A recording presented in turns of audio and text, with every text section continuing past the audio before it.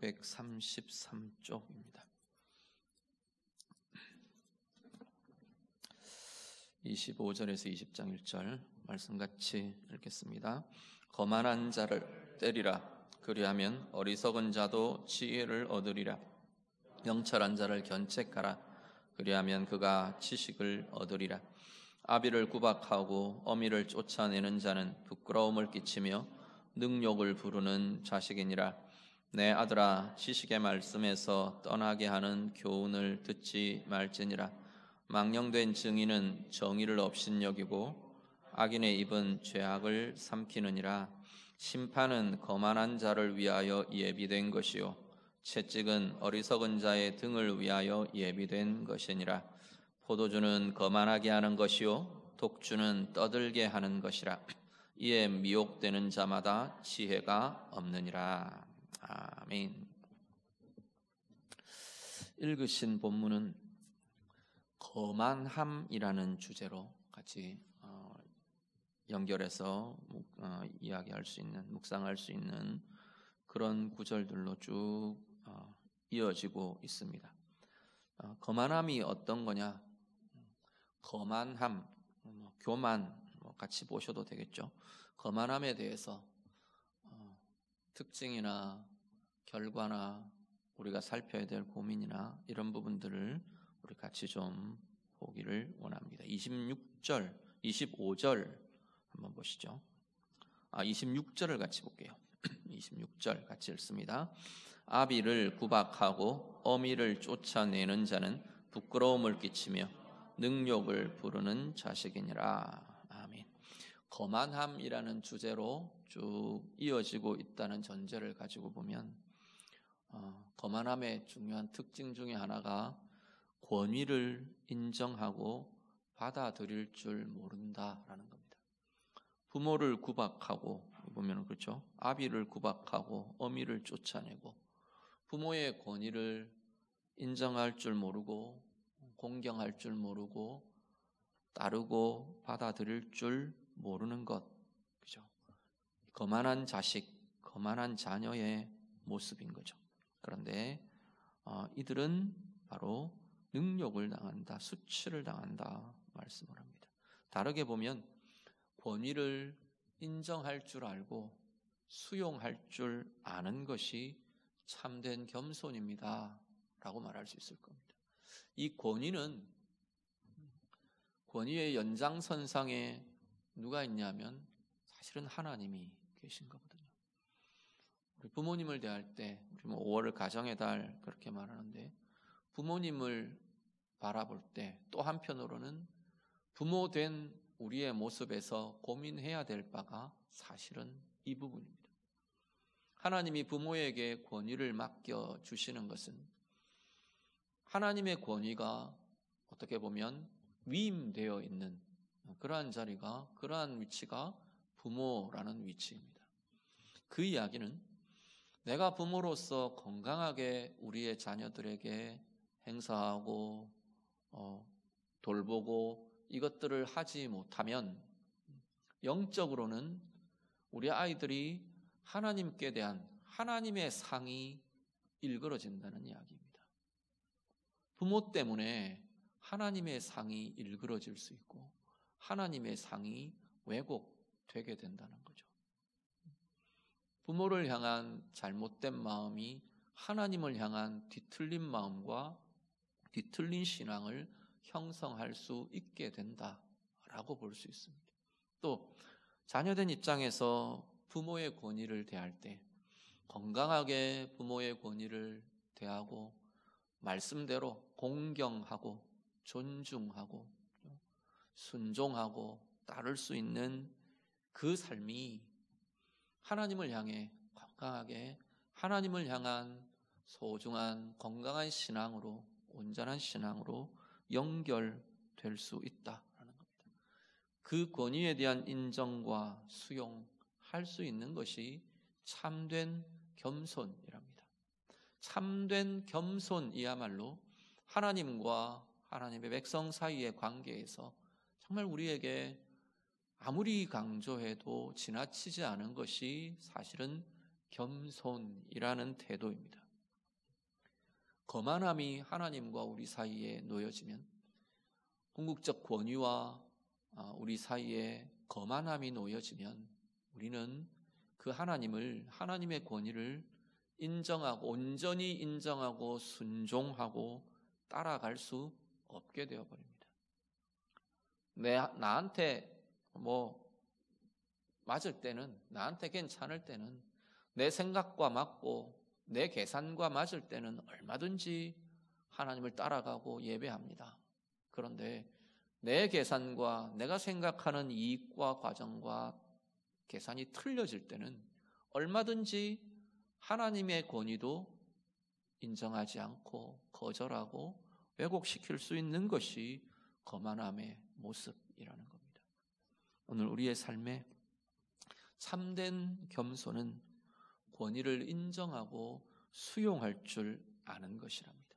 권위를 두려워하는 것과 권위를 인정하고 수용하고 따르는 것은 굉장히 다른 이야기입니다. 권위에 대해서 건강하게 받아들이고 형성할 수 없는 하나의 뒤틀린 형태가 두려움이나 증오나 거부감이나 대적이나, 이 대적과 불편함의 또 다른 형태가 두려움이 되기도 합니다. 그래서 자꾸 하나님이 내게 맡겨주신, 또 하나님이 우리에게 두신 내가 따르고 존중하고 살펴야 될 권위들에 대해서 우리가 이런 부분들 인정하고 존중할 줄 아는 그러한 모습으로 건강하게 참된 겸손의 모습이 우리 가운데 날마다 더 성숙해 갈 수 있기를 간절히 바랍니다. 그래서 하나님과의 관계가 더 아름답고 더 성숙하고 복되어지고 우리의 삶의 걸음걸음이 하나님의 은혜의 부유함으로 늘 풍성한 우리의 삶들이 다 되시기를 우리 주님 이름으로 축복합니다. 27절 보시죠. 27절 같이 읽습니다. 내 아들아, 지식의 말씀에서 떠나게 하는 교훈을 듣지 말지니라 말합니다. 다르게 보면 거만함은 말씀에서 우리를 떠나게 합니다. 거만함이 말씀을 거절하게 하고 거만함이 말씀을 떠나게 한다 말합니다. 다르게 보면 말씀 안에 거하는 것, 말씀을 좋아하고 따르고 붙들고 지켜가는 것, 그것이야말로 겸손의 모습이다 말할 수 있을 겁니다. 위에 권위의 문제와 연결되죠. 겸손함은 말을 들을 줄 아는 거죠. 권위의 말을 들을 줄 알고 인정할 줄 알고 수용하고 따라갈 수 있는 것이 겸손이죠. 우리가 내가 하나님 앞에 겸손한 자로 아무리 모양을 갖추어도, 겸양의 모양을 갖추어도 하나님의 말씀을 듣고 따르지 않는다면 그것은 겸손이 될 수가 없는 거죠. 내 주장과 내 뜻이 하나님의 말씀보다 더 우위에 있기 때문에 하나님의 말씀을 따라갈 수가 없게 되어버리는 겁니다. 그것이야말로 거만함이 되는 거죠. 역으로는 하나님 말씀 안에 거하는 것, 하나님의 말씀을 듣고 쫓아가는 것, 그것이 우리의 삶에서 거만함을 쫓아내는, 거만함을 깨뜨리는 소중한 과정이 될 것이라 말씀합니다. 28절 한 절 더 봅니다. 같이 읽습니다. 망령된 증인은 정의를 업신여기고 악인의 입은 죄악을 삼키느니라. 아멘. 이것도 27절과 연결해서 볼 수 있습니다. 28절에 거만함은 어떤 특징을 갖느냐 하면 의를 업신여깁니다. 정말 옳은 것, 공의, 정의를 업신여기는 것이 거만함의 태도라 말합니다. 의로움, 정의, 공의, 하나님의 선과 옳음이라는 것을 별로 대수롭지 않게 여기는 거죠. 폄하시키는 거죠. 좀 반대로 말하면 악의 문제도 대수롭지 않게 여기는 겁니다. 정직의 문제, 거짓의 문제, 의의 문제, 악의 문제를 뭐 좀 그럴 수 있지 뭐. 예, 뭐 좀 그럴 수 있죠. 그런데 그럴 수 있는 것과 그럴 수 있어서는 안 되는 것들이 분명히 존재합니다. 하나님의 의의 문제는, 하나님이 옳다 하시는 정의의 문제는 우리도 옳다 하고 지켜가야 하는 것이 의의 문제입니다. 하나님이 불의하다 하시는 것, 하나님이 죄다 틀렸다 하시는 것은 오늘 우리도 아니라 해야 될 자리라는 거죠. 그런데 이 구분이 모호해지는 거예요. 대수롭지 않게 여긴다는 거예요.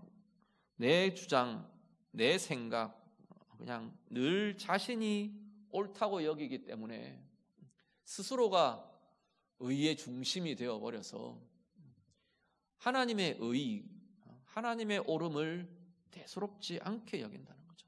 하나님이 옳다 하시는 것과 틀렸다 하시는 것의 경계를 모호하게 만들어버립니다. 나하고 맞으면 옳은 거예요. 내 이익과 맞으면 옳은 거고 내 이익과 틀리면 불의한 것이 되어버리는 것. 요즘 그 표현들 많이 쓰대요. 내로남불. 정치인들 참 그 이야기 많이 하더라고요. 우리의 모습들 마찬가지입니다. 내게 유리하면 옳은 거고 내게 불리하면 불의하고 틀린 거고, 아니요. 하나님의 기준은 그렇지 않다는 거죠. 우리가 내 유익과 내 편이냐 아니냐, 내 입장과 같으냐 안 같으냐, 내게 이익이 되느냐 불리하게 되느냐의 문제가 아니라 그것을 뛰어넘어서 내 뜻과 내 기분과 좀 안 맞아도 하나님이 옳다 하시는가 그렇지 않은가의 분명한 의의 기준이 우리에게 있기를 간절히 바랍니다. 그것이 진정한 겸손이라고 말하는 거죠. 아무리 겸손의 모양을 우리가 흉내내어도 하나님의 의에 승복하고 쫓아가지 않으면 그것은 거만함이 될 수밖에 없는 것이죠. 입으로 의를 업신여기는 말, 죄를 집어삼키는 말, 죄를 소화하고 내뱉는 말, 판단과 결정들, 오늘 우리 가운데에서 자꾸만 더 멀어질 수 있기를 간절히 바랍니다.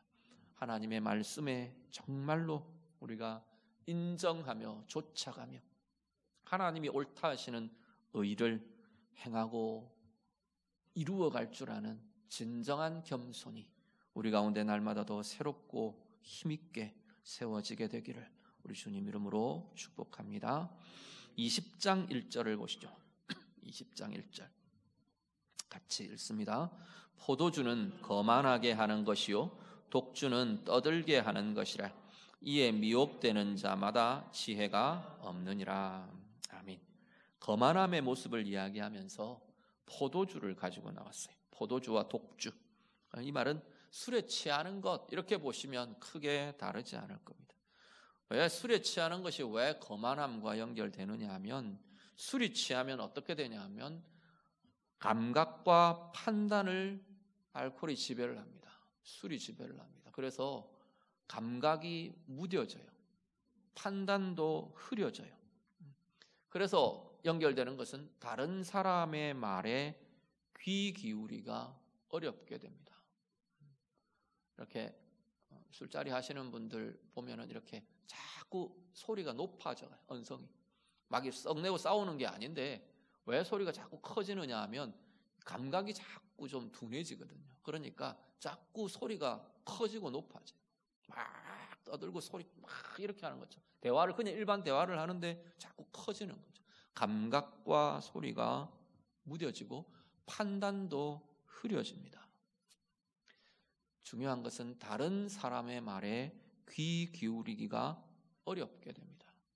다른 사람의 말을 수용하고 받아들이기가 어렵게 됩니다. 자기 감정과 자기 생각에 매몰되어 갑니다. 그래서 이것을 거만함의 모습으로 지금 이미지화해서 포도주와 독주를 이야기하는 거죠. 다르게 말하면 거만함의 모습이 이렇다는 겁니다.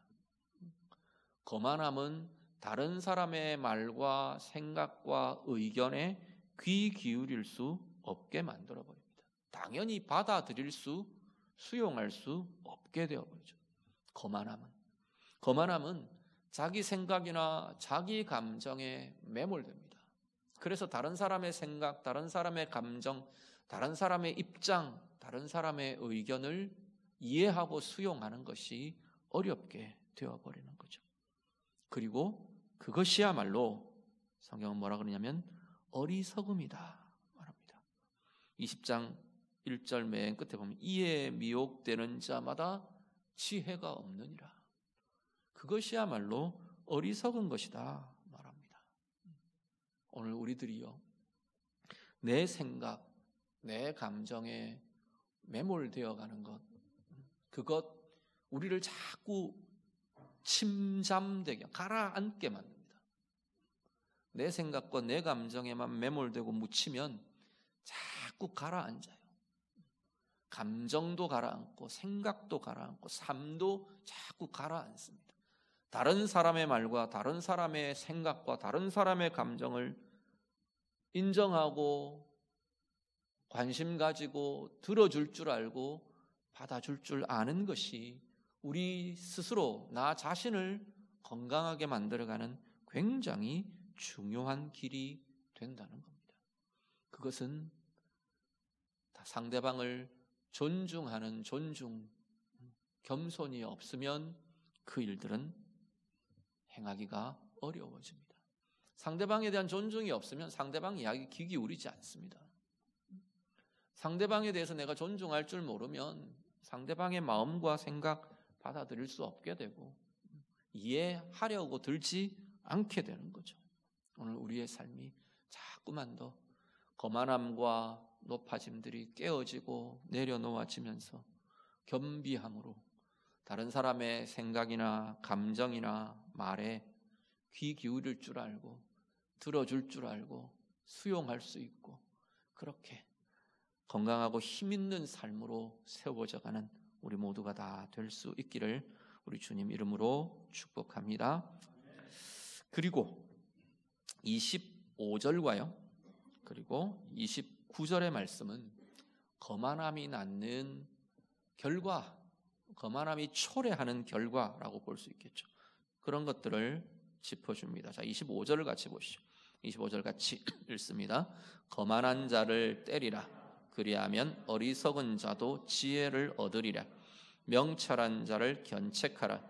그리하면 그가 지식을 얻으리라. 29절 심판은 거만한 자를 위하여 예비된 것이요 채찍은 어리석은 자의 등을 위하여 예비된 것이니라. 아멘. 25절과 29절을 묶어보면 거만함은 결국 고통을 낳는다 이야기합니다.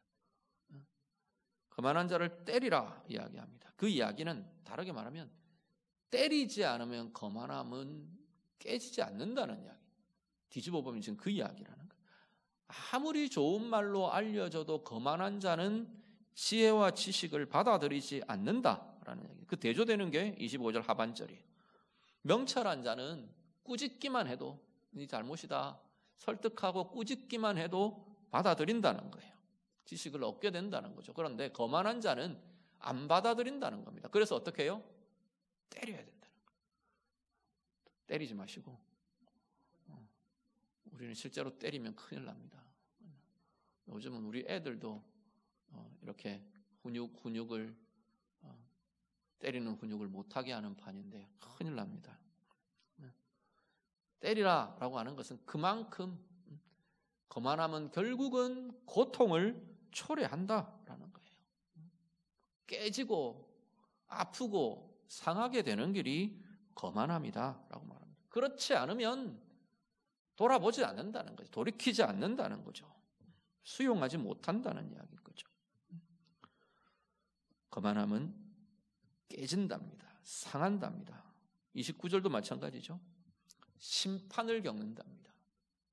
판단받을 거고 그 거만함의 결과를 거두게 될 거라는 이야기죠. 그리고 하반절 채찍이 그 어리석은 자 거만한 자의 등을 위하여 예비되었다. 채찍으로 두들겨 맞을 거다 그 이야기죠. 그냥 깨놓고 이야기하면은 그만큼 결국은 거만함은 우리를 상하게 한답니다. 거만한 모습 자체는 거만한 그때는 보면 자기가 최고인 것 같아 보여요. 그런데 그것이 거만함에 의해 거만함이 낳은 결과가 돌아올 때는 보면 결국은 그게 상하게 하고 깨지게 하고 아프게 하는 결과로 결국은 겪고 돌아오게 될 거다 말씀합니다. 그리고 보셨지만 26절에 거만함의 또 하나의 결과는 부끄러움을 당할 거랍니다. 스스로 높아지고 거만한 결과는 결국은 부끄러움과 수치를 겪게 될 것이다 말씀합니다. 건강한 겸손, 진정한 겸비함과 겸손이야말로 오히려 존중을 낳고 존귀함을 낳고 하나님의 선을 이루고 의를 이루는 소중한 통로가 되는 것을 보게 됩니다. 오늘 예배하시는 성도님들, 오늘 우리가 겸손히 하나님의 의를 따라가며 하나님의 주권 쫓아가며 하나님의 말씀을 따라 행하며 부끄러움이 아닌 존귀함의 아름다운 은혜들을 경험하며 살아가는 우리의 인생이 되실 수 있기를 간절히 바랍니다. 고통과 상함이나 아픔이 아니라 서로를 축복하며 서로를 유익하게 하고 서로를 빛되게 하는 진정한 지혜로 참된 겸손으로 살아내는 우리 모두의 삶 다 되시기를 우리 주님 이름으로 축복합니다. 같이 기도하겠습니다. 말씀으로 같이 기도합니다. 오늘 거만함의 특징들, 모습들 쭉 우리 같이 좀 말씀 통해서 보는데요. 혹시 오늘 우리가 좀 돌아봐야 될 자리, 우리가 생각하고 돌이켜야 될 자리가 있으면 하나님 앞에 좀 내어드리며 기도하실 수 있기를 바랍니다. 권위에 대한 나의 태도요, 말씀에 대한 나의 태도와 수용과 인정들, 하나님의 의에 대한 나의 판단과 또 하나님의 의에 대한 나의 태도들 하나님 앞에 좀 돌아보며 기도하시기를 바라고요. 다른 사람의 말과 다른 사람의 입장이나 태도나 의견들, 감정들 나는 어떻게 대하는지 우리 좀 돌아보며 기도하시면 좋겠습니다. 고통과 상함이 아니라 수치와 부끄러움이 아니라 늘 하나님의 영광을 비추고 하나님의 은혜와 평강을 누리고 흘려보내는 참 겸손으로 살아가기를 원합니다. 같이 기도하겠습니다. 기도드립니다. 하나님 아버지,